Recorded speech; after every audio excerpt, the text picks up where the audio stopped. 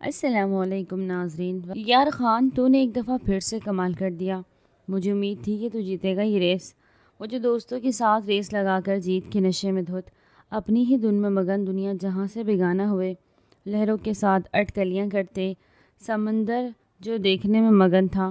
ارحم کی بات پہ غرور بے نیازی سے مسکرا دیا. جیت میرا غرور ہے، میرا جنون ہے، اور میں اپنے جنون کے لیے جنون کی آخری حدود تک پاگل ہوں.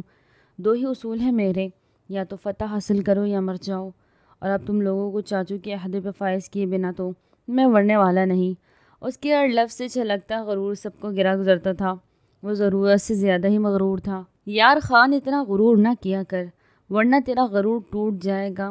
ارحم نے اس کے پاس جاتے اس کے کاندھوں پہ ہاتھ رکھتے ہوئے ہولے سے تھپ تھپاتے ہوئے کہا تھا، اور اگلے ہی لمحے سب کے فلک شگاف کہہ کے گونجے تھے. چل اب آجا، اپنے فیوریٹ ریسٹورنٹ میں ٹریٹ دے ہمیں. موہت، جسے کھانے کے علاوہ کچھ بھی نہیں سوچتا تھا، فوراً سے ان کے کہکے لگاتے دیکھ اپنے مطلب کی بات کر گیا، جس پہ خان نے نفی میں سر ہلاتے اس کے سر پہ ہولے سے چپک لگاتے اپنے قدم گاڑی کی طرف بڑھا دیے. Let's go guys. وہ دو انگلیوں سے آگے کی طرف اشارہ کرتے اپنے تباہ کر دینے والے حسن سے ہر دیکھنے والے کی آنکھ میں رشک بھر گیا تھا. بلش بہت سے فرصت سے بنایا گیا تھا، جبکہ باقی سب ہوڈنگ کرتے اس کی گاڑی میں سوار ہوتے منزل کی طرف بڑھے تھے. اسلام آباد کی مشہور ریسٹورنٹ میں اس وقت بے حد شور تھا. ہر طرف مجمع بنا کر کھڑے لوگ اس کی نازک طبیعت پر گرا گزر رہے تھے.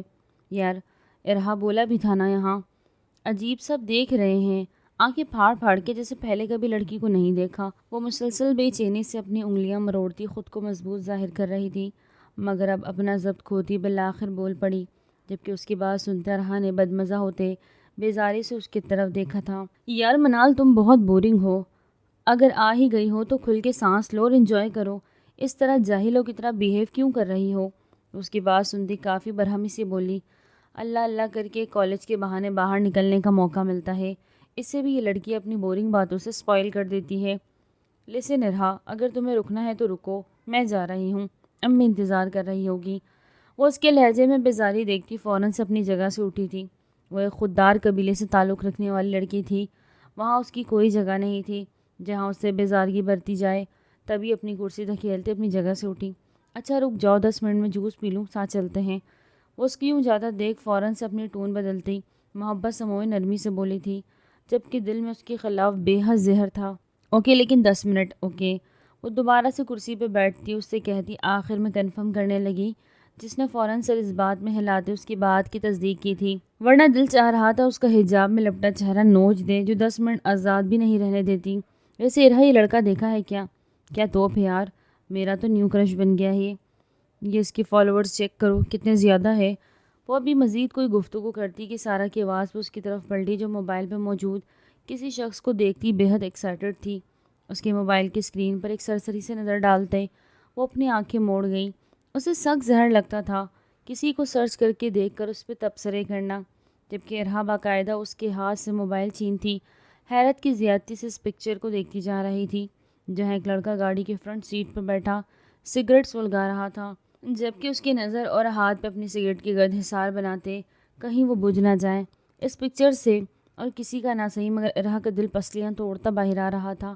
یار یہ کتنا ڈیشنگ ہے، اف یار میرا دل آ گیا اس پہ. پلیز مجھے مل جائے، پلیز بس ایک دفعہ، اللہ جی پلیز ایک دفعہ یہ بندہ مل جائے مجھے. اس کو دیکھ کر پاگل ہوتی بولتی چلی گئی، جبکہ وہ سب کی سپیڈ دیکھ کر رہ گئے تھے. یہ ان کے لیے پہلی بار نہیں تھا، مگر وہ پہلی بار کسی شخص کے لیے یوں ایک ہی نظر میں اس حد تک پاگل ہوئی تھی. بس کر جاؤ ارحا، ہر دوسرے بندے پہ تمہارا دل آ جاتا ہے. کل تمہیں 7 والوں کا رئیس چاہیے تھا، صبح تمہیں یونی کا شازل چاہیے تھا، سب تمہیں ہی چاہیے. اس کی نوٹنکی سمجھتی منال بے حد سنجیدگی سے بولتی اس کا چہرہ اہانت سے لال کر گئی. اسے سخت چبھی تھی یہ بات، ہر دوسرے بندے پہ تمہارا دل آ جاتا ہے، میرا دل آ بھی جائے گا تو تمہارا کیا مسئلہ ہے؟ کیا تمہیں جیلسی فیل ہو رہی ہے کہ سب مجھ سے امپریس ہوتے ہیں، میری تعریف کرتے ہیں اور تمہیں کوئی پوچھتا نہیں؟ اسی لیے کرتی ہوں نا یہ سب. اس کی بات سنتی کرسی سے اٹھتی بہت غصے میں اپنے دونوں ہاتھ ٹیبل پہ مارتی بہت غصے سے بولی. اس کی بات میں منال ایک لمحے کو چپ ہوئی تھی، مگر اگلے ہی لمحے اس کی دلکش آواز پورے ریسٹورنٹ میں گونجی تھی، کیونکہ ارحا کے ہاتھ مارنے پہ سب اس کی طرف متوجہ ہو چکے تھے. دل جو آ رہا ہے تمہارا ہر کسی پہ تو ارحا میری مانو نکال پھینکو. اور رہی دوسری بات، وہ اپنی ٹانگ پہ ٹانگ رکھتی اپنی پوش کرسی کے ٹیک سے لگاتی اپنے سینے پہ دونوں ہاتھ باندھی کافی اکڑ کے ساتھ بولی، جسے تم تعریف سمجھتی ہو ایسی بےعزتی پہ منال ملک تھوکے بھی نہ۔ ان لوگوں کے دو لفظوں پہ خود کو بیوقوف بناتے ہوئے ترانے سے اچھا ہے میں خود کو کور کیے اپنی نظروں میں سرخ رو ہو جاؤں۔ وہ کرسی کی پشت سے بنا ٹیک ہٹائے آگ لگاتے لہجے میں بولتی اس کا پارا ہائی کر گئی۔ تم حد سے پھر رہی ہو منال۔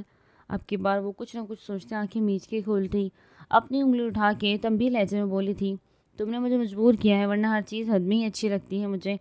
وہ سر ہلا کے بولتی وہاں سے اٹھتی واش روم کی طرف بڑھنے لگی۔ اس کا سر فل درد کر رہا تھا مگر اس ریسٹورنٹ کا شور برداشت سے باہر تھا۔ تبھی منہ دھونے کے لیے واش روم والی جانب جاتی ارہا کو سلگا گئی، ارہا وہ دیکھو کون آیا ہے، ارہا او مائے۔ ارہا جو ابھی تک اس جگہ کو گھور رہی تھی جہاں سے منال غائب ہوئی، سارا کی آواز بنا سمجھی سے داخلی دروازے کی طرف پلٹی۔ جب وہاں سے داخل ہوتے شخص کو دیکھ کے اس کی آنکھیں حیرت سے پھٹی۔ وہ واٹ! وہ تقریباً چیخیں تھیں، یا اللہ یہ یہاں، او مائی گاڈ!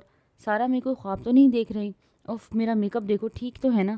جلدی سے اپنا بیگ کھولتی اپنا میک اپ ٹھیک کرنے کے ساتھ ساتھ سارا سے رائے لینے گئی، جبکہ سب اس کی پھرتی پہ سر جھٹک گئے۔ پھر ان سب سے بے نیاز وہ اپنے غرور میں چور ایک شاندار چال چلتا کہیں دل دھڑکا گیا تھا، جبکہ ان کی طرف نہ دیکھ کر وہ ہزاروں ہی دل کو توڑ گیا تھا، اور یہ اس کا مشغلہ تھا۔ دل توڑنا تو اس کا پسندیدہ کام تھا جسے وہ ہر روز بڑی فرصت سے کرتا تھا۔ بنا کوئی بات کیے بنا کوئی سوال کیے وہ اس ٹیبل کی طرف بڑھنے لگا جہاں ارہا وغیرہ بیٹھی تھی۔ یار او مائی گاڈ یہ تو اسی طرف آ رہا ہے، اف کیا میں اسے پسند آ گئی؟ ارہا خود پسندی کی انتہا پہ پہنچی، خوشی سے پاگل ہونے کے در پہ تھی کہ جب سارا اس کی بات پہ منہ کے زاویے بگاڑتی خود کو بھی درست کرنے لگی۔ Stand up girls! وہ بنا کوئی بات کیے بنا کسی کے تعارف یا جملے کے صرف 3 الفاظ بولا، جبکہ اس کے لہجے پہ ان سب کا رنگ فک ہوا۔ وائے؟ ارہا نے ہمت کرتے ہچکچاتے سوال کیا۔ وجہ بس اس سے بات بڑھانا تھا، ورنہ وہ سیٹ سے تو کیا دنیا سے بھی اٹھ جاتی۔ ایک دفعہ وہ کہتا تو صحیح، کیونکہ مس یہ ہماری ٹیبل ہے اور ہم یہیں بیٹھتے ہیں، آپ کوئی اور دیکھیں۔ اب کی بار جواب براہم کی طرف سے آیا تھا، جس پہ ارہا نے کھا جانے والی نظروں سے اسے دیکھا، جیسے کہہ رہی ہو پوچھا نہیں اگر آپ کی ٹیبل ہے تو ابھی اس پہ ہماری ملکیت ہے، اس لیے فی الحال تو نہیں، مگر ہمارے جانے کے بعد آپ یہاں بیٹھ سکتے ہیں۔ اس سے پہلے کوئی کچھ کہتا پیچھے سے ایک معصوم نسوانی آواز پہ سب پلٹے تھے، اور ان پلٹے ہوئے لوگوں میں سب سے پہلا منہاج خان شمار ہوتا تھا۔ وہ اس آواز پر خود کو پلٹنے سے روک نہ پایا تھا، تبھی ایک جھٹکے پہ پلٹنے سے اوپر سے نیچے تک ایکس رے کرتی نگاہوں سے دیکھنے لگا، جو بلیک اسکارف کے ساتھ مرون گاؤن زیبتن کے کافی پیاری لگ رہی تھی۔ جبکہ اس کے بولنے پہ ارہا نے آنکھ برساتی نظروں سے اس کی طرف دیکھا، وہ پل میں سب کی توجہ اپنی طرف کھینچ کے گئی تھی۔ ارہا کا دل چاہا اس کو جان سے مار دے، جو ہر جگہ اپنی ٹانگ اڑا دیتی ہے، اور اگر میں ٹیبل سے نہ ہلوں تو۔ اس کی بات سنتے منہاج خان اپنی جینز کی پاکٹ میں دونوں ہاتھ کو ڈال کر ٹیبل کی نوک سے ٹیک لگاتے کافی مغرورانہ انداز میں بولا تھا، تو پھر میں یہ سمجھوں گی کہ آپ ایک پڑھے لکھے جاہل ہیں جنہیں لڑکیوں کی رسپیکٹ کرنا نہیں آتی، لیکن ایکچولی آپ کا قصور نہیں، تربیت کی بات ہوتی ہے، کسی کی اچھی ہوتی ہے تو کسی کی گھٹیا۔ وہ بولی نہیں تھی بلکہ پھنکاری تھی۔ پہلے ارہا نے دماغ گھمایا اور اب یہ، آج کا تو دن ہی خراب تھا۔ وہ سر جھٹک کر سوچتی اپنی چیئر کی طرف بڑھنے لگی، جب منہاج خان اس چیئر کو پاؤں سے اپنی طرف کرتا ایک جسم اس پہ بیٹھا تھا۔ جاہل ہوں میں تو تمہیں اپنے جاہل ہونے کا پورا ثبوت دیتا ہوں نا ڈارلنگ۔ ارہم اسامہ نوفل پکڑو انہیں اور بازو سے پکڑ کر ریسٹورنٹ کے دروازے سے دھکے دیتے نکال کر آنا۔ وہ بولا نہیں تھا، دھاڑا تھا۔ مقابل کے الفاظ اس کے روح پر تازیانے کے مانند لگے۔ کیا کہ یاد نہیں آیا خان؟ ارہم نے احتجاجاً کچھ کہنا چاہا جب وہ ایک دفعہ پھر سے دہاڑا۔ سنا نہیں کیا تم نے؟ ان کو اس ریسٹورنٹ سے باہر نکالو ورنہ۔ اب کی بار ٹیبل سے چیزیں اٹھا کر زمین پہ مارتا جنونی ہونے لگا۔ دیکھیے مس آپ سب یہاں، اس سے پہلے ارہم انہیں یہاں سے بھیجتا وہ پھر سے واس اٹھا کر مارتا ایک لفظ چبا کر بولا، ان کو خود باہر نکال کر آؤ ارہم۔ اس کے ہر لفظ سے وحشت ٹپک رہی تھی۔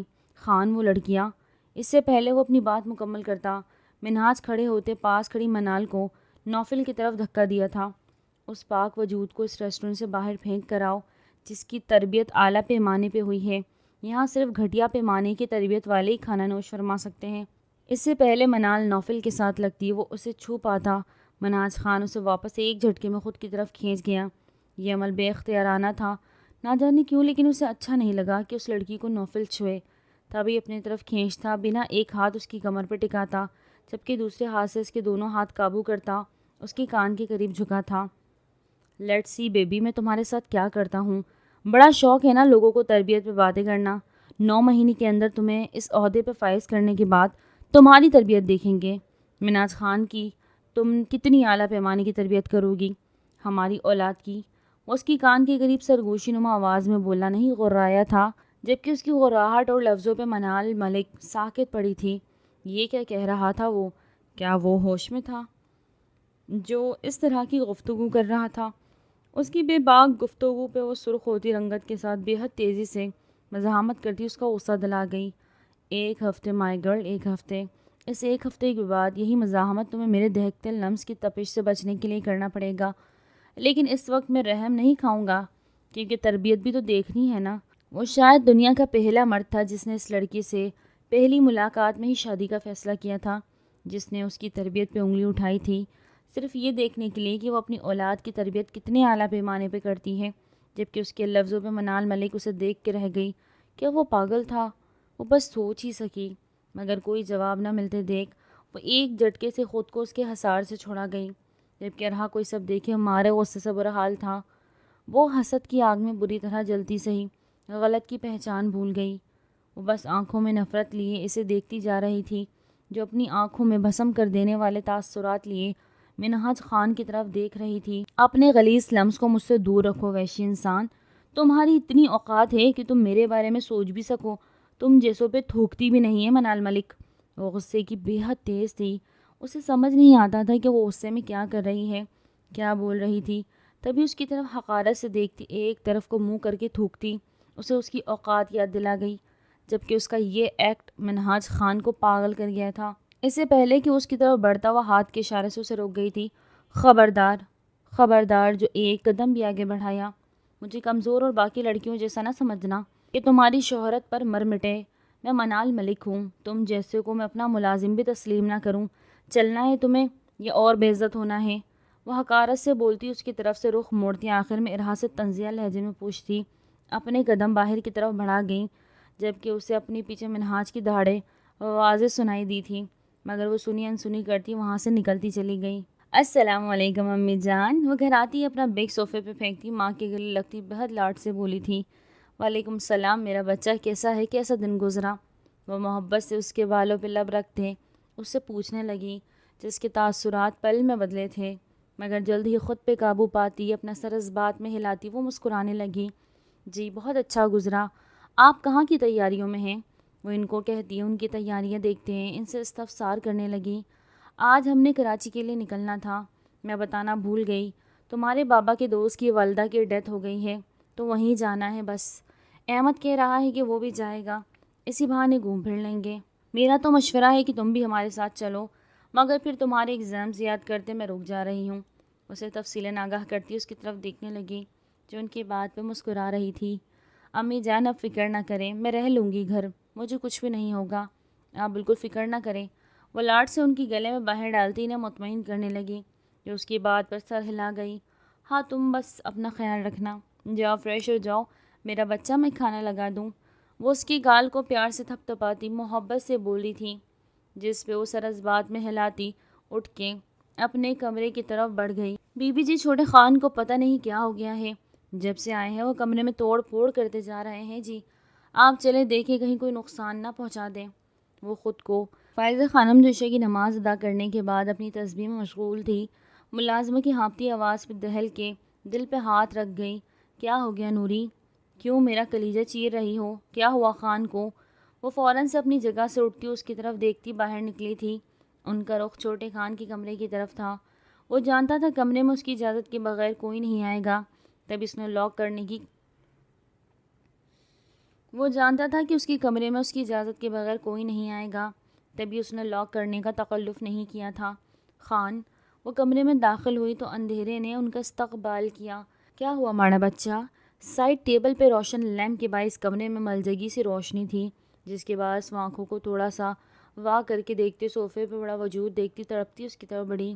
خان وہ صوفے سے اس کا سر اٹھاتی وہاں اپنے لیے جگہ بناتی پیار سے اس کا سر اپنی گود میں رکھ گئی۔ وہ ان کو نظر انداز کر نہیں سکتا تھا، وہ اس کا سب کچھ تھی، اس کی جینے کی وجہ، اس کا سکون۔ وہ اس عورت کے پیر تک دھو کر پی سکتا تھا۔ وہ دنیا کے لیے مغرور تھا مگر ان کے لیے وہی 4 سالہ بچہ تھا۔ کیا ہوا میرے شہزادے کو؟ اس کے بالوں میں انگلیاں چلاتی محبت سے پوچھنے لگی۔ وہ جانتی تھی آج وہ پھر ہرٹ ہے، تبھی وہ یوں سب برباد کر رہا ہے، مگر وہ وجہ سے بے خبر تھی۔ کچھ نہیں، ان کی آغوش میں چہرہ چھپائے صاف مگر گیا۔ نہیں بتاؤ گے؟ وہ برا منا گئی۔ ہے ہی نہیں تو؟ ان کی گود میں سر کو مکمل دھساتا اپنی بات پڑا رہا۔ باتیں چھپانا شروع ہو گئے ہو اور بڑے بھی ہو گئے ہو۔ بیوی لے آؤں کب تک؟ میری گود میں سر چھپا کے سونے کا ارادہ ہے؟ تمہارا 32 کے تو ہو گئے ہو، اور کتنا بڑا ہونا؟ اس کے سر کو جھک کر چومتی، اس سے شکوہ کرتی، آخر میں شرارتی لہجہ اپنا گئی۔ جب ان کی بات پہ ایک پر نور چہرہ منہاج کے سامنے لہرایا، وہ پٹ سے آنکھیں کھول گیا۔ کیا ہوا؟ اسے یوں آنکھیں کھولتے دیکھ وہ حیرانگی سے پوچھنے لگا، میری شادی کروا کے کیا کریں گی؟ وہ سیدھا ہو کے لیٹ تو دلچسپی سے پوچھنے لگا۔ جب اس کے بدلے اتوار دیکھتے وہ حیران ہوئی۔ پہلے وہ شادی کے نام سے چڑھتا تھا، جبکہ آج وہ اس ٹاپک میں انٹرسٹ لے رہا تھا، یعنی کوئی نہ کوئی بات تھی۔ تمہارے بچوں سے کھیلنا ہے، انہیں کھلانا ہے، ان کی کلکاریاں اس گھر میں سننا چاہتی ہوں۔ وہ حسرت سے بولتی منہاج کی آنکھیں چمکا گئیں۔ اس کا موڈ پل میں ٹھیک ہوا تھا۔ کیا کہتی ہیں پھر، لے آئیں آپ کی بہو؟ وہ سر اٹھا کے ان کی طرف دیکھتے شرارت سے پوچھنے لگا، جبکہ فائزہ خانم خوشگوار حیرت سے اس کی طرف دیکھنے لگی۔ واقعی؟ وہ ہنوز حیران تھی۔ یس، وہ آنکھیں جھپکا گیا۔ کون ہے وہ پوچھنے لگا، جبکہ لہجے میں تجسس واضح تھا۔ ہے ایک سر پھری۔ وہ دلکشی سے مسکراتا آنکھیں مون گیا، جبکہ اس کی بات پہ وہ ہلکا سا مسکرا دی۔ دل سے بوجھ ایک دم ہٹا تھا۔ ان کا پوتا زندگی کی طرف لوٹ رہا تھا۔ وہ ابھی انہیں خدا حافظ کرتی سارے دروازے بند کرتی اپنے کمرے میں آئی تھی۔ اپنا دوپٹہ بیڈ پہ پھینکتی واش روم کی طرف بڑھ گئی۔ اس نے بھی عشاء ادا کرنی تھی۔ ان کی جانے کی وجہ سے وہ نماز ادا نہیں کر سکی تھی۔ تبھی وضو کرنے کی غرض سے واش روم کی طرف بڑھ گئی۔ ابھی وہ وضو کر ہی رہی تھی کہ اسے کچھ ٹوٹنے کی آواز آئی تھی۔ وہ دل پہ ہاتھ رکھتی اللہ کا نام لیتی فوراً سے باہر آئی تھی، جہاں اس کے کمرے کی گلاس وال ٹوٹی ہوئی تھی۔ وہ اس جگہ سے توڑی گئی تھی کہ ہاتھ اندر جاتے سکون سے اسے کھولا جا سکے۔ اسے ٹوٹا دیکھ منال فق ہوتی رنگت کے ساتھ اپنی بے جان اتری ٹانگوں پہ بامشکل کھڑی ہوئی تھی۔ دروازہ بند تھا، مگر یہ توڑنے والا کون تھا؟ وہ محض سوچ ہی سکی جب اپنے پیچھے سے ابھرتی آواز پہ وہ ایڑیوں کی بل پلٹی۔ وہ پوری شان سے صوفے پہ برجمان سگریٹ سلکاتا اس کی طرف دیکھ رہا تھا۔ کیسی ہو من ڈارلنگ؟ وہ اپنی آنکھیں دلکشی سے چھپکاتا اس سے استفسار کرنے لگا۔ تم یہاں کیا کر رہے ہو گھٹیا انسان؟ وہ ایک جسم اس تک پہنچی، اس کے سر پہ چیخیں تھیں، جبکہ اس کی چیخ سنتے وہ کانوں میں انگلیاں ڈالتا ناگواری سے اس کی طرف دیکھنے لگا۔ چیخو مت ورنہ لوگ سمجھیں گے تمہاری عزت لوٹ رہا ہوں۔ وہ نارمل انداز میں بولتا صوفے پہ نیم دراز ہو گیا، جبکہ اس کی ڈھٹائی پہ وہ اندر تک بھپری تھی۔ دیکھو، تم جو بھی ہو یہاں سے نکل جاؤ، ورنہ میں گارڈز کو بلوا لوں گی۔ اب کی بار وہ اسے دھمکی دینے لگی، جو اس کی دھمکی پہ کہکا لگا گیا۔ بالکل بلواؤ، میں بھی تو دیکھوں میری بیوی کی حفاظت کیسے کرتے ہیں یہ لوگ۔ وہ ایک لمبا کش بردہ اس کے چہرے کی طرف دھواں چھوڑنے لگا، وہ جو فوراً سے اپنا رخ موڑ گئی۔ کیا چاہتے ہو تم؟ اس ڈیٹ کو وہی نیم دراز دیکھ کے وہ ضبط کرتی پوچھنے لگی۔ آف کورس تمہیں۔ وہ کندھے اچکا گیا۔ کیا بکواس ہے؟ وہ پھر سے چیخیں تھی۔ حقیقت ہے، اس کی بے نیازی دیکھنے کے لائق تھی۔ میں تم سے شادی نہیں کروں گی، سمجھے؟ وہ انگلی اٹھا کے وارن کرنے لگی۔ میں تم سے ہی کروں گا، سمجھی؟ وہ ایک جھٹکے سے اٹھتا اس کی انگلی تھام کر گھماتا اس سے اپنے حصار میں بھر گیا۔ جب اس دلکش عمل پہ دونوں کے دل ایک ساتھ دھڑکے تھے، آنکھوں کا گہرا تصادم ہوا تھا، مگر یہ صرف ایک پل کو تھا۔ اگلے ہی پل دونوں اپنے اپنے خول میں سمٹ گئے تھے۔ میں یہاں کوئی تماشا کرنے نہیں آیا، اس لیے سکون سے میری بات سنو۔ وہ سیریس ہوا تھا۔ مجھے کچھ نہیں، اور اس کا منہ توڑ جواب دیتی ہی کہ ایک ہاتھ سے اس کے لبوں پر جماتا جبکہ دوسرا اس کے بیک پہ رکھے اپنے ساتھ لپٹا گیا۔ سنو تو مطلب سنو، وہ ایک ایک لفظ پہ زور دیتا بولا، جبکہ دانت یوں پیسے تھے جیسے دانتوں کے درمیان منال تھی۔ وہ مسلسل مزاحمت کرتی سر ہلا رہی تھی جب وہ اپنی گرفت مضبوط کر گیا۔ تم اپنے ماں باپ سے بولو گی کہ تم مجھ سے شادی کرنا چاہتی ہو اور ہم دونوں ایک دوسرے کو پسند کرتے ہیں۔ وہ لمحے میں اس کے کانوں میں سیسا اونڈیل گیا۔ منال وحشت زدہ نظروں سے اس کی طرف دیکھنے لگی، تبھی ایک جھٹکے سے اسے خود سے چھڑوا گئی۔ آخ تو! وہ اس کی بات کا کوئی اور جواب نہ سمجھ پائی تو اپنی حرکت سے مقابل کے تن بدن میں آگ لگا گئی۔ اس کی اس دن والی حرکت پہ وہ لمحے میں اس تک پہنچتا اس کے لبوں کو اپنی گرفت پہ لے گیا، جبکہ اس افتداد پہ اس کی آنکھیں حیرت کی زیادتی سے پھٹنے کو تھی۔ وہ ایک لمحے کے لیے ساکت ہوتی، بنا کسی حرکت کی کھڑی تھی، مگر اگلے ہی لمحے وہ بن مچھلی آپ کی طرح تڑپتی اس کے کندھے پہ مکے مارتی اسے پیچھے کو دھکیلنے لگی۔ جو اس کے لبوں کو گرفت میں لیتا بے حد جنونی ہو گیا تھا۔ وہ بس ایک ہلکا سا لمس چھوڑنا چاہتا تھا، مگر اس کے نازک لبوں کو چھوتے ہی وہ خود پر سے کنٹرول کھو گیا۔ اپنے منہ میں خون کا ذائقہ گھلتے محسوس کرتا وہ ایک جھٹکے سے پیچھے ہوا تھا، جبکہ اس کے پیچھے ہونے پہ ایک زناٹے دار تھپڑ اس کے منہ پر جڑ گئی۔ تھپڑ اتنا شدید تھا کہ چند پل سے اپنا دماغ جھنجھناتا محسوس ہوا۔ تمہاری ہمت کیسے ہوئی گھٹیا انسان؟ وہ آنکھوں سے آنسو بہاتی اس کے سینے پہ دونوں ہاتھ رکھ کر دھکیلتی اسے پیچھے کو دھکا دے گئی۔ تم گندگی میں پلے بڑے، تم نے گند میں اپنی زندگی گزاری، تو کیا سب کو خود کی طرح غلاظت کا ڈھیر سمجھ رکھا ہے؟ وہ مکمل طور پر پاگل ہو چکی تھی۔ اسے آج تک کسی مرد نے نہیں چھوا تھا۔ اس نے خود کو اپنے محرم کے لیے بچا کے رکھا تھا، مگر یہ لڑکا اس کی 21 سالہ محنت پہ مٹی ملا گیا۔ وہ ایک لمحے میں اس کو ناپاک کر گیا تھا۔ اس کے منہ سے خود کے لیے غلاظت کا لفظ سنتے وہ بے حد غصے سے اس کی طرف بڑھتا اس کے بالوں کو دبوچ گیا۔ اگر نہیں چاہتی نا کہ میں اپنی غلاظت ابھی کے ابھی تمہارے وجود میں انڈیلوں تو جو کہا ہے وہ کرو، ورنہ کراچی کے راستے میں ہونے والے 3 افراد کا ایکسیڈنٹ تمہاری دنیا اجاڑ دے گا۔ وہ اس کے منہ پہ بولا نہیں پھنکارا تھا۔ اس کا بس نہیں چل رہا تھا کہ سامنے کھڑی لڑکی کو حشر کر دے جو اس کی آنی کی پاک گھر کو غلاظت کا ڈھیر کہہ رہی تھی۔ اس کے منہ سے 3 افراد کا ذکر سنتے وہ ٹھٹکی تھی۔ تو کیا اس نے اس کی ساری خبریں رکھی ہوئی تھی؟ سمجھی ہو کہ نہیں؟ اس کے بالوں پہ گرفت مضبوط کرتا بولا نہیں۔ وہ سر ہلا گیا اور جیب سے اپنے موبائل نکالتا ایک نمبر ڈائل کرنے لگا۔ اس کی یوں نمبر ڈائل کرنے پر ایک پل کو منال کا دل لرزا۔ یس منہاج خان اسپیکنگ۔ جس گاڑی کے پیچھے تم جا رہے ہو ایک سنسان جگہ پر جا کر ختم کر دو اسے، اور یاد رکھنا حملہ اتنا شدید ہونا چاہیے کہ ان کی لاشیں۔ ابھی وہ اپنی بات مکمل کرنے والا تھا جب منال ایک دم سے اس کے لبوں پہ ہاتھ رکھتی چیخ مارتے اسے روک گئی۔ نہیں، یہ نہیں کرو۔ وہ روتے ہوئے نفی میں سر ہلانے لگی۔ اس کو یوں بے بسی سے روتے دیکھ وہ دل خراش ہنسا تھا۔ یہی تو وہ چاہتا تھا، اس لڑکی کی بے بسی دیکھنا، مگر ابھی دل کہاں بھرا تھا۔ تبھی پھر سے خان کے ساتھ موبائل لگانے لگا جب اسے پھر سے روک گئی۔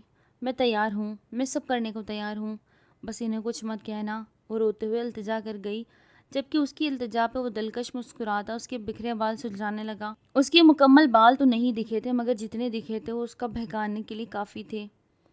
اوکے، تو پھر ملتے ہیں سانس اور سسر جی کے آنے کے بعد، تب تک کے لیے دھیان رکھنا اپنا، مسز ٹو بی۔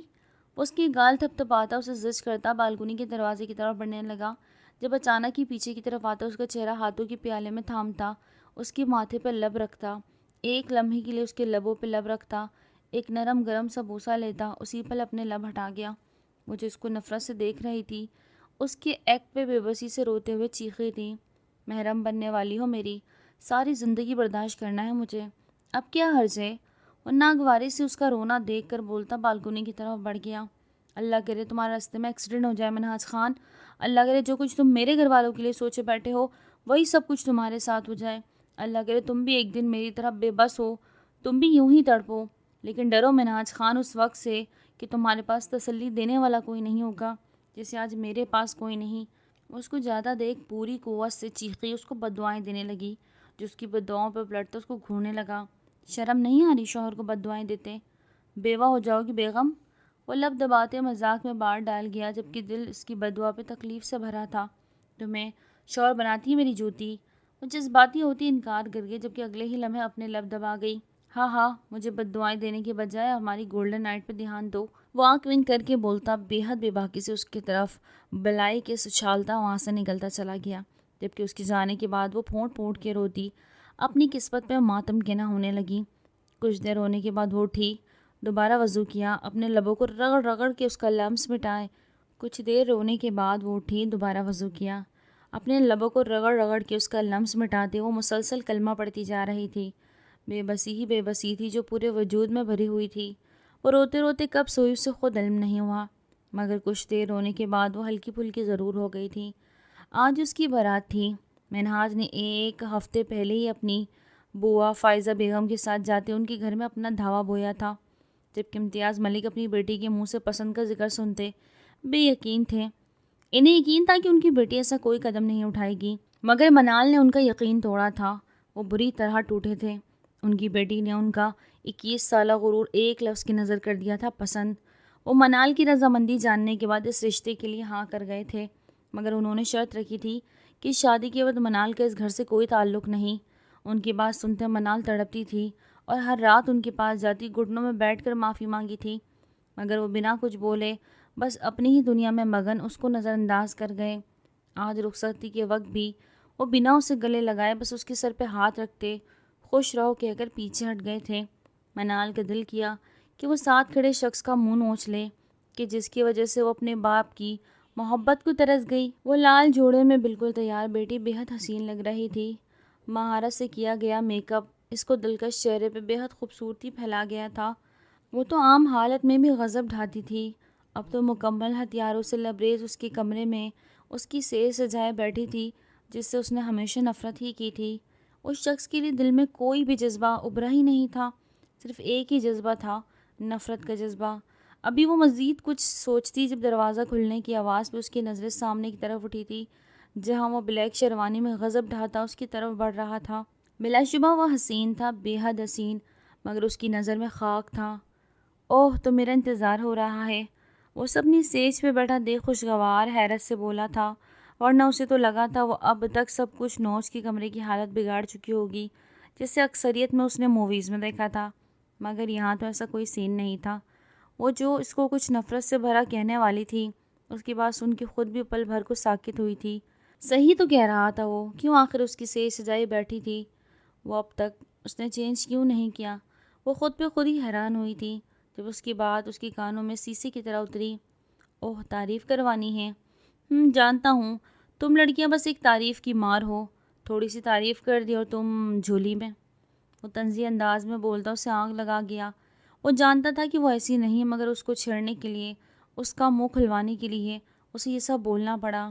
جن کو تم لڑکیاں کہہ رہے ہو نا، میری نظر میں وہ تم جیسے گھٹیا مردوں کے لیے بنائی گئی ایک خوبصورت سزا ہے جس کا حساب تم سب اپنی قبر کے بعد محشر میں دو گے۔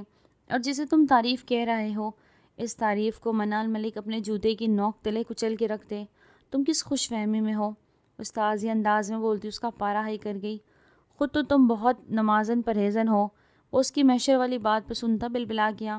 میرا حساب لینے والے تم کون ہو؟ وہ بھپری تھی۔ اور میرا لینے والی تم کون ہو؟ وہ بھی اس کے انداز میں بولا تھا۔ اس کی بات میں منال کے لبوں پہ چپ ہی ٹھہری تھی۔ میں تمہارے منہ نہیں لگنا چاہتی۔ وہ کوئی جواب نہ سوچتے پہ اس کے پاس سے اٹھنے لگی جب وہ اس کا ہاتھ تھام گیا۔ باہر آسمان پہ چمکتے چاند کی چاندنی لگ رہی ہو۔ اس کے ہاتھوں کو اپنے ہاتھوں میں تھامتا، ان کو تھوڑا سا دباؤ ڈالتا دلکشی سے بولا، جبکہ اس کی بات سنتی ایک پل کو وہ سرخ پڑی تھی، مگر پھر خود پہ قابو پاتی اپنے ہاتھ چھڑوانے لگی۔ سمندر سے نکلنے والا ایک پاک اور خوبصورت موتی کی مورت لگ رہی ہو۔ وہ پھر سے اسے اپنے لفظوں سے معتبر کرنے لگا، جبکہ اس کے لفظوں پہ وہ حیران ہوئی مگر ظاہر نہ کیا۔ حسین رات کا دلکش حصہ معلوم ہو رہی ہو، گلاب سے بنی ایک نازک کلی لگ رہی ہو۔ اس کے ہاتھوں کو چومتا بے حد محبت سے بولا۔ اس وقت وہ بھول گیا تھا کہ سامنے بیٹھی لڑکی سے اس نے شادی کس لیے کی تھی، کیسی اکڑ، کون سی اکڑ، وہ تو مکمل اس کا گرویدہ ہوا تھا۔ میرے دل پہ سب سے اوپر برجمان، میرے اندر باہر کی ملکہ لگ رہی ہو۔ وہ آگے بڑھتا، اس کے ماتھے پہ اپنے لب رکھتا، اس کے ماتھے سے ماتھا ٹکرا گیا جبکہ منال کی بس ہوئی تھی۔ وہ لمحے میں اس کا حصار توڑتی اسے پیچھے دھکیل گئی۔ تم کیا سمجھتے ہو یہ سب کر کے مجھے اپنی جال میں پھانس لوگے؟ نہیں۔ اس سے پہلے وہ اپنی بات مکمل کرتی، منہاج معصومیت سے اسے ٹوک گیا۔ وہ تو تم نے پھانس لیا مجھے، اب میں کسی کو کیا پھانسوں؟ وہ آنکھیں پٹپٹاتا بے حد معصومیت سے بولتا اسے زہر لگا تھا۔ وہ جانتی تھی وہ معصوم نہیں۔ خیر آج ہماری گولڈن نائٹ کا مطلب اسپیشل نائٹ، تو اس لیے میرا موڈ خراب مت کرنا پلیز۔ وہ التجا کرتا اس کی جویلری اتارنے لگا۔ اوہو تو یہ چاند چاندنی کا کھیل اس لیے کھیلا جا رہا تھا؟ وہ طنزیہ گویا ہوئی۔ Of course. وہ ڈٹائی سے کندھے اچکا گیا۔ فکر نہ کرو، تم سے لاکھ نفرت سہی مگر میں اللہ کے قائم کردہ احکام کی نفی نہیں کر سکتی۔ تم یہ سب نہ بھی کرتے تو بھی میں تمہارے حقوق دیتی۔ وہ نظروں میں کاٹ لیے اسے دکھاوا کرنے سے باز کرنے لگی، جبکہ منہاج چاہ کر بھی نہیں کہہ سکا کہ وہ یہ سب اس لیے نہیں کر رہا۔ وہ الفاظ اس کے دل سے نکلے تھے جو بالکل خالص تھے، مگر یقین کرتا کون؟ تبھی سر جھٹک گیا۔ چینج کر کے سو جاؤ۔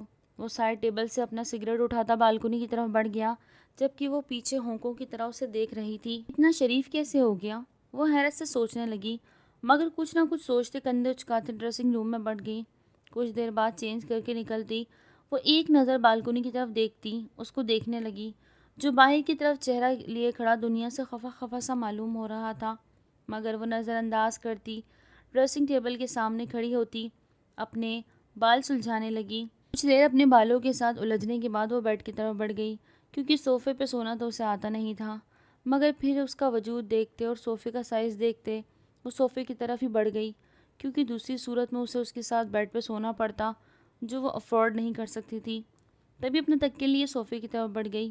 یہ اللہ عزت رکھنا، وہ ہاتھ اٹھا کے دعا مانگتی وہاں نیم دراز ہوئی تھی۔ وہ جو مسلسل 1 گھنٹے سے خود کو سلگاتا جا رہا تھا، کچھ دھڑام سے گرنے کی آواز پہ اندر کی طرف بھاگا، جہاں وہ زمین پہ صوفے کے پاس نیچے بیٹھی آنکھیں ملتی دائیں بائیں دیکھتے سمجھنے کی کوشش میں تھی، جب منہاج خان کا دلکش کہکا کمرے میں گونجا۔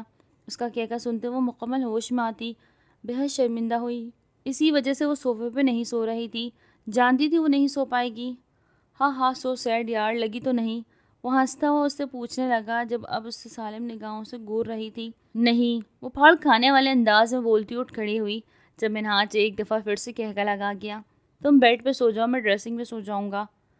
وہ اس کو تسلی بخش جواب دیتا واپس بالکنی میں چلا گیا، جبکہ وہ سکون کی سانس خارج کرتی بیڈ کی طرف بڑھ گئی۔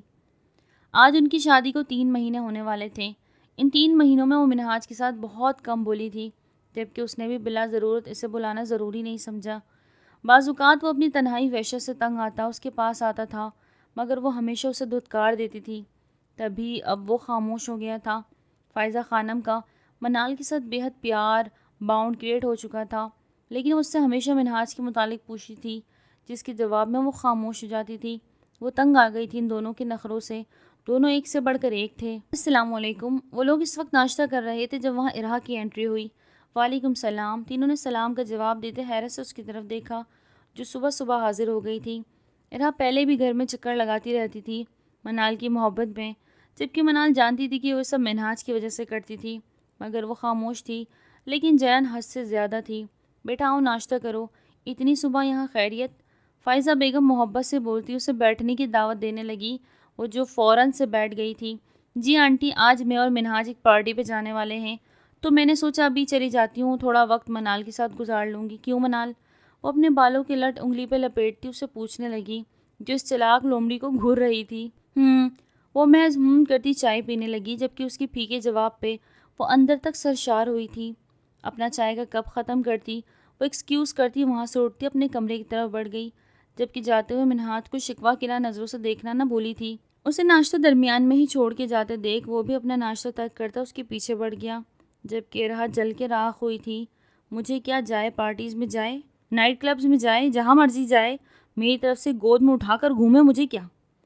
وہ وارڈروب سے اپنا ڈریس نکالتی ساتھ ساتھ غصے سے بڑبڑا رہی تھی، جبکہ اس کے بڑبڑانے پہ وہ اپنی ہنسی ضبط کرتا اسے اچھلنے پہ مجبور کر گیا۔ واقعی اٹھا لوں گود میں؟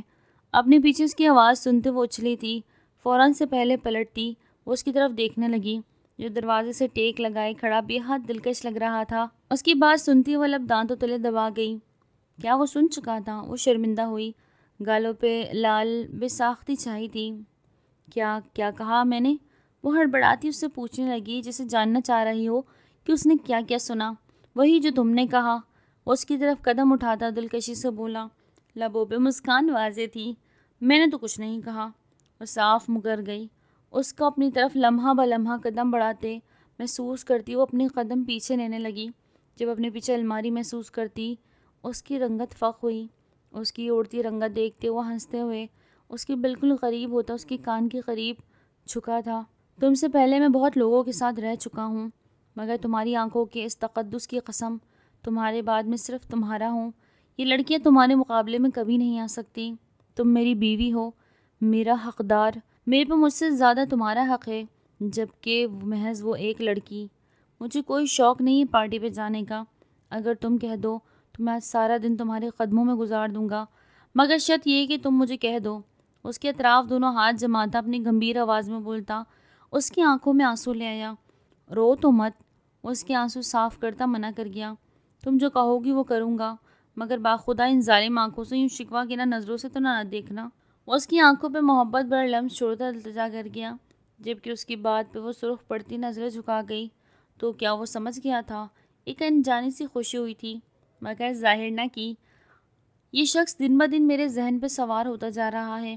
وہ ایک نظر اس کو دیکھتی، خود سے سوچتی، ہلکا سا مسکرا دی، جبکہ اسے مسکراتے دیکھ وہ اس کے لبوں پہ اپنے لب جما گیا۔ ایک دن دل پہ بھی سوار ہو جاؤں گا، اس کے کان میں سرگوشی کرتا وہاں اپنے لب رکھتا پیچھے کی طرف ہوا۔ جب اس کے چہرے پہ قوس و قزح کے رنگ دیکھتا وہ مبہوت سا ہوا تھا۔ اس کے چہرے پہ اپنی غربت کے رنگ دیکھتا وہ چٹا چٹ سے اسے چوم گیا جو اس پہ افتدا پہ بہکلا گئی تھی۔ کیا ہوا مما؟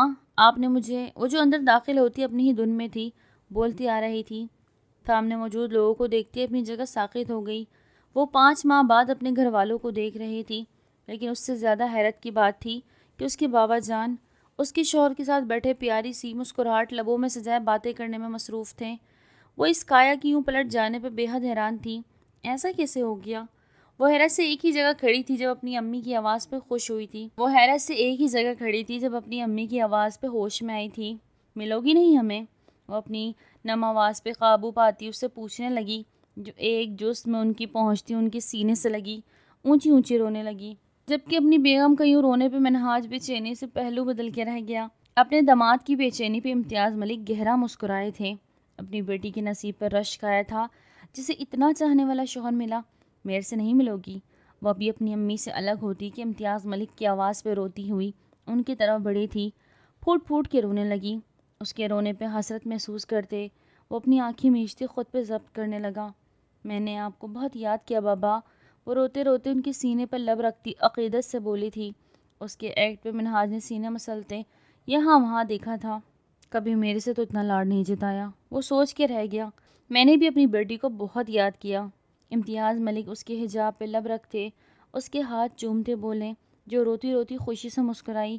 جبکہ منہاج ان دونوں باپ بیٹی کا پیار دیکھ کے رہ گیا، مطلب اس کی کوئی ضرورت ہی نہیں تھی۔ کچھ دیر کی خوش گپیوں کے بعد کھانے کا دور چلا اور پھر تقریباً رات 8 بجے وہ سب یہاں سے روانہ ہوئے، جبکہ منال کی خوشی اس کے چہرے سے چھلک رہی تھی۔ منہاج اس کا دمکتا چہرہ دیکھتا نہ جانے کتنی ہی بار اس کا صدقہ اتار چکا تھا۔ مما، آپ مجھے کچھ بتانے والی تھی نا منہاج کے بارے میں؟ آپ نے کہا تھا جب میرا دل ان کے لیے صاف ہو جائے گا تو آپ سے پوچھوں۔ ان کے پاس بیٹھتی ان کی بات یاد دلانے لگی۔ ہاں تو کیا تمہارا دل صاف ہو گیا؟ وہ خوشگواری سے بولی، بالکل۔ وہ فخری انداز میں گردن اکڑ کر بولتی کہہ لگا دی، جبکہ فائزہ بیگم بھی آسودگی سے مسکرا دی۔ ہاں مجھے بتانا تھا کہ منہاج میرا اصل بیٹا نہیں، بلکہ میرا تو اس کے ساتھ کوئی رشتہ ہی نہیں۔ اس کے ماں باپ کا کسی حادثے میں انتقال ہو گیا تھا اور اسے کسی دارالامان میں دے دیا گیا تھا۔ جب وہ 11 سال کا تھا تب میں اسے اپنے ساتھ لائی تھی، اور اس سے پہلے میں اس کے ساتھ دارالامان میں ہی رہتی تھی۔ اکثر اوقات کیونکہ میرے شوہر کو پسند نہیں تھا کہ میں اس کے ساتھ رہوں، اپنے شوہر کے وفات کے بعد میں منہاج کو یہاں لے آئی۔ وہ بہت ٹوٹا ہوا ہے اندر سے، باہر سے وہ سب کو سخت رکھتا ہے مگر دل کا بے حد نرم ہے۔ بس اس نے خول چڑھا رکھا ہے۔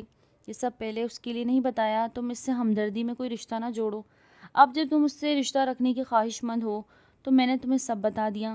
ان کی بات سنتے وہ اپنے زخمی ہوتے دل کو اٹھاتی وہاں سے نکلتی چلی گئی، جس سے وہ مغرور کہتی تھی۔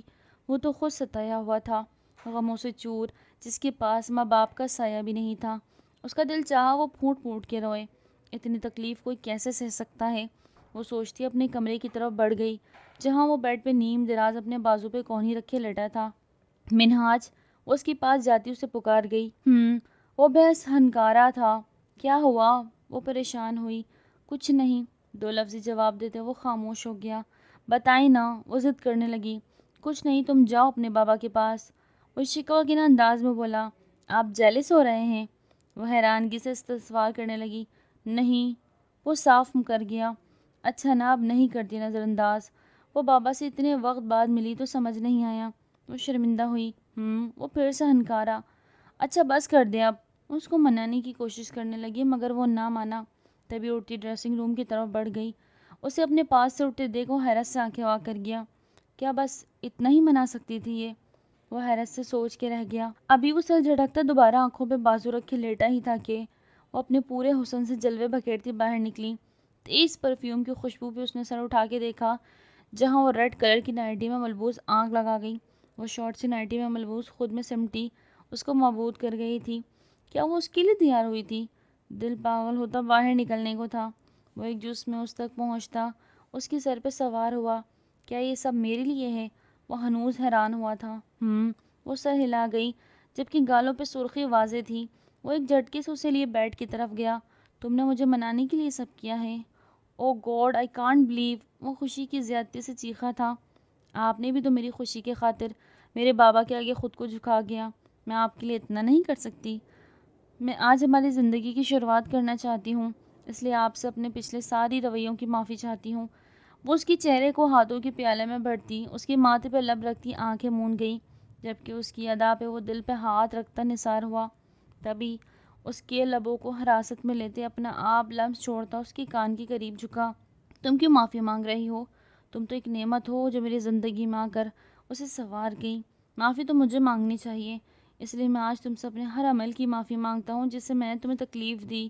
وہ اس کی گردن میں منہ چھپاتا اداسی سے بولا۔ جب اس کی بات پہ وہ نفی میں سر ہلاتی، اس کی بیئرڈ پہ لب رکھ گئی۔ اجازت ہے؟ وہ اجازت لینے لگا جس میں منال شرماتے اس کے سینے پہ پناہ ڈھونڈنے لگی، جبکہ اس کے یوں چھپنے پہ وہ دلکش مسکراتا اس پہ اپنی شدت لٹانے لگا، جبکہ آسمان پہ چمکتا چاند ان کے ملن کی گواہ بنتا بادلوں کی اوٹ میں چھپا تھا۔ ناظرین، ناول کیسے لگا کامنٹ سیکشن میں ضرور بتائیے گا۔ آج کا ناول تھا یہیں تک، اب ملتے ہیں نیو ناول کے ساتھ، تب تک اپنا بہت زیادہ خیال رکھیں۔ ٹل دین ٹیک کیئر، اللہ حافظ۔